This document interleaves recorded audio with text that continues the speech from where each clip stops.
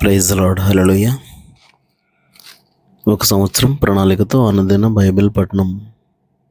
ఈరోజు 25 ఆగస్టు 2025. ఈ సంవత్సరంలో ఇది 237వ రోజు.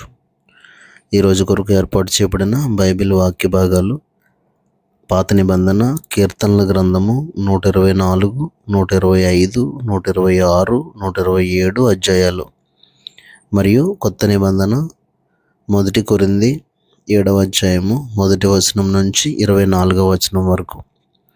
మొదటిగా 124వ కీర్తన. మనుష్యులు మన మీదకి లేచినప్పుడు యెహోవా మనకు తోడై ఉండని ఎడల, వారి ఆగ్రహము మనపైని రగులుకొనినప్పుడు యెహోవా మనకు తోడై ఉండని ఎడల, వారు మనలను ప్రాణంతోనే మృంగివేసి ఉందురు. జలములు మనలను ముంచివేసి ఉండును, ప్రవాహము మన ప్రాణముల మీదుగా పొర్లి పారియుండును. ప్రవాహములై ఘోషించు జలములు మన ప్రాణముల మీదుగా పొర్లి పారియుండును అని ఇశ్రాయేలీయులు అందురుగాక. వారి పండ్లకు మనలను వేటగా అప్పగింపని యెహోవా స్తుతినందునుగాక. పక్షి తప్పించుకున్నట్లు మన ప్రాణము వేటకండ్ర ఊరి నుండి తప్పించుకొని ఉన్నది. ఉరి తెంపబడెను, మనము తప్పించుకొని ఉన్నాము. భూమి ఆకాశములను సృజించిన యెహోవా నామము వలననే మనకు సహాయం కలుగుచున్నది. 125వ కీర్తన. యెహోవా యందు నమ్మికయుంచువారు కదలక నిత్యము నిలుచు సియోను కొండవలె ఉందురు. యెరూషలేము చుట్టూ పర్వతములున్నట్లు యెహోవా ఇది మొదలుకుని నిత్యము తన ప్రజల చుట్టూ ఉండును. నీతిమంతులు పాపం చేయుటకు తమ చేతులు చాపకుండునట్లు భక్తిహీనుల రాజదండము నీతిమంతుల స్వాస్థ్యము మీద ఉండదు.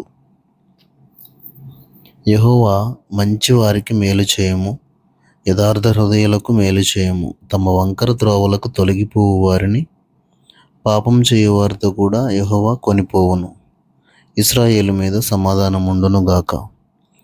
126వ కీర్తన. సియోనుకు తిరిగి వచ్చిన వారిని యెహోవా చెరలో నుండి రప్పించినప్పుడు మనము కలకరిన వారి వలె ఉంటిమి. మన నోటి నిండా నవ్వు ఉండెను, మన నాలుక ఆనందగానముతో నిండి ఉండెను. అప్పుడు యెహోవా వీరి కొరకు గొప్ప కార్యములు చేసినని అన్యజనులు చెప్పుకొనిరి.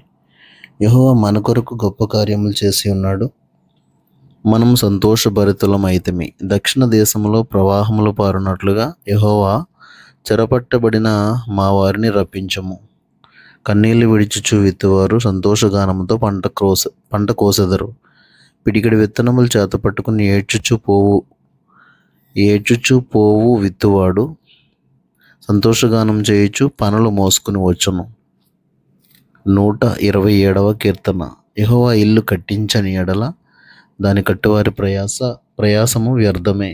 యెహోవా పట్టణమును కాపాడని ఎడల దాని కావలి కాయువారు మేలుకొని ఉండుట వ్యర్థమే.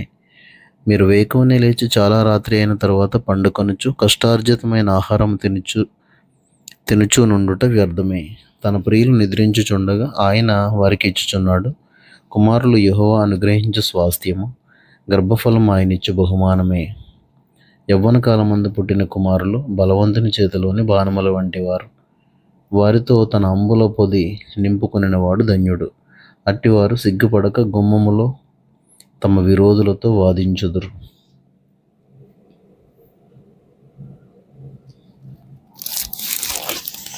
క్రొత్త నిబంధన అపోస్తలుడైన పౌలు కొరింథీయులకు రాసిన మొదటి పత్రిక 7వ అధ్యాయము 1వ వచనం నుంచి 24వ వచనం వరకు. మీరు రాసిన వాటి విషయము, స్త్రీని ముట్టకుండుట పురుషునికి మేలు. అయినను జారత్వములు జరుగుచున్నందున ప్రతి వానికి సొంత భార్య ఉండవలను, ప్రతి స్త్రీకి సొంత భర్త ఉండవలను. భర్త భార్యకును అలాగుననే భార్య భర్తకును వారి వారి ధర్మములు నడపవలను. భర్తకే గాని భార్యకు తన దేహము పైని అధికారం లేదు, అలాగున భార్యకే గాని భర్తకు తన దేహము పైని అధికారం లేదు. ప్రార్థన చేయుటకు మీకు సావకాశం కలుగునట్లు కొంతకాలం వరకు ఉభయుల సమ్మతి చొప్పుననే తప్ప ఒకరినొకరు ఎడబాయకుడి. మీరు మనస్సు నిలుపలేకపోయినప్పుడు సాతాను మిమ్మల్ని శోధింపకుండానట్లు తిరిగి కలుసుకొనుడి. ఇది నా హితోపదేశమే గాని ఆజ్ఞ కాదు. మనుషులందరూ నా వలె ఉండగోరుచున్నాను, అయినను ఒకడొక విధమునను మరి ఒక విధమునను, ప్రతి మనుష్యుడు తనకున్న కృపావరమును దేవుని వలన పొంది ఉన్నాడు. నా వలె నుండుట వారికి మేలని పెండ్లి కాని వారితోనూ విధవరాండ్రతోనూ చెప్పుచున్నాను. అయితే మనస్సు నిలుపలేని ఎడల పెండ్లి చేసుకొనవచ్చును. కామతప్తులొకటి కంటే పెండ్లి చేసుకున్నట్టు మేలు.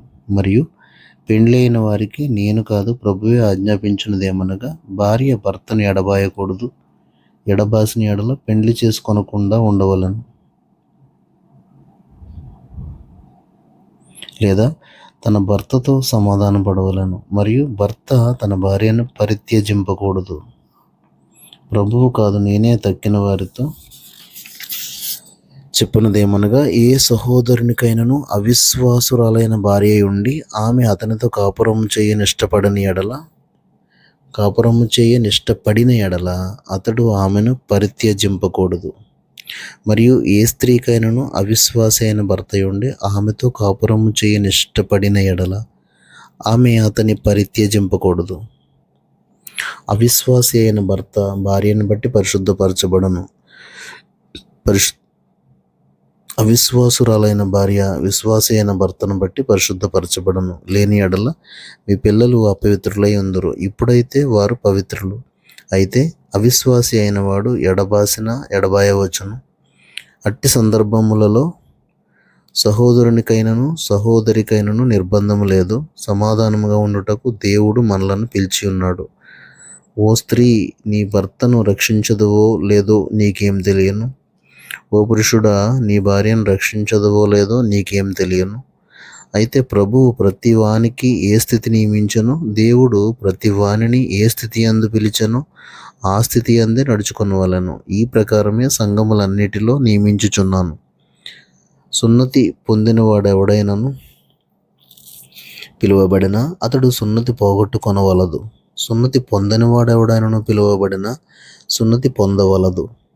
దేవుని ఆజ్ఞలను అనుసరించుటయే ముఖ్యము గాని సున్నతి పొందుటయందు ఏమీ లేదు, సున్నతి పొందకపోవుటయందు ఏమీ లేదు.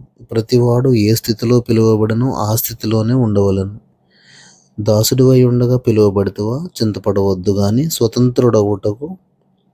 స్వతంత్రుడవు అగుటకు శక్తి కలిగిన ఎడల స్వతంత్రుడవు అగుట మరి మంచిది.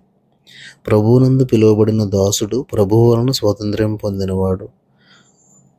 ఆ ప్రకారమే స్వతంత్రుడై ఉండి పిలువబడినవాడు క్రీస్తు దాసుడు. మీరు విలువ పెట్టి కొనబడిన వారు గనుక మనుషులకు దాసులు కాకుడి. సహోదరులారా, ప్రతి మనుషుడును ఏ స్థితిలో పిలువబడునో ఆ స్థితిలోనే దేవునితో సహవాసం కలిగి ఉండవలెను. దేవుడు తన పరిశుద్ధ వాక్యమును మన వినికిడిలో దీవించునుగాక. ఆమేన్.